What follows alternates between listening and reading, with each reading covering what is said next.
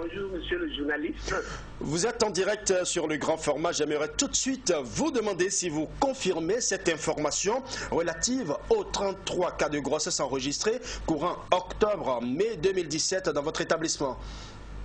Oui, monsieur le journaliste, 33 élèves filles en état de grossesse pendant cette année scolaire et pour un effectif de 3054 élèves, dont 1382 filles.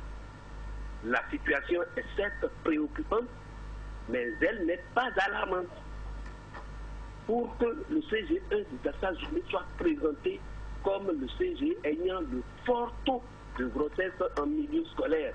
D'ailleurs, le magazine qui a publié ces chiffres a fait des investigations sur combien de CGE de Dassa et combien de CGE du Bénin. Oui. En fait, le phénomène de grossesse en milieu scolaire n'est pas spécifique au CGE de Dassa. Oh.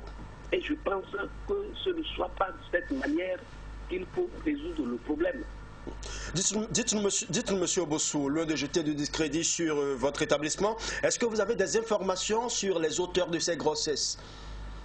Alors, en matière d'auteurs de ces grossesses, les auteurs sont généralement extérieurs au système scolaire. Oui, parce que certaines informations circulaient dans les journaux faisant état de ce que des enseignants seraient également auteurs de ces grossesses.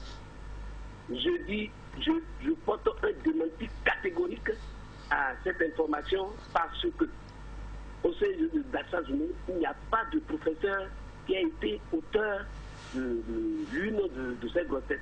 Car si c'était le cas, l'autorité départementale de l'enseignement secondaire serait saisie et les intéressés seraient punis.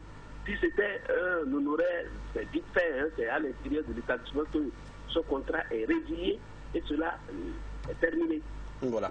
C'est vrai, monsieur André Obossou, votre établissement ne détient certainement pas le record de grossesse en milieu scolaire, mais cela reste une situation déplorable. Quelles sont les dispositions que vous prenez à votre niveau de concert, bien évidemment, avec l'association des parents d'élèves pour juguler un tant soit peu cette situation? Avant d'évoquer tout ce que fait le bureau de l'association des parents d'élèves, je voudrais spécialement remercier le maire de la commune de Dassa-Zoumé. Je veux nommer M. Fagnon. Le maire Nicaise Fagnon, oui. Le responsable du centre de promotion sociale de Dassa-Zoumé, M. Alain Elebede, l'hôpital de zone de Dassa-Zoumé, l'ONG Amour et Vie, qui a associé à Dassa-Zoumé. Quant à l'association des parents d'élèves, monsieur le journaliste, elle est très gênée par cette situation-là, parce que depuis le début de l'année, elle organise des sensibilisations, des descentes régulières sur le terrain pour sensibiliser les élèves sur les textes réglementaires qui sanctionnent le harcèlement sexuel en milieu scolaire. Voilà.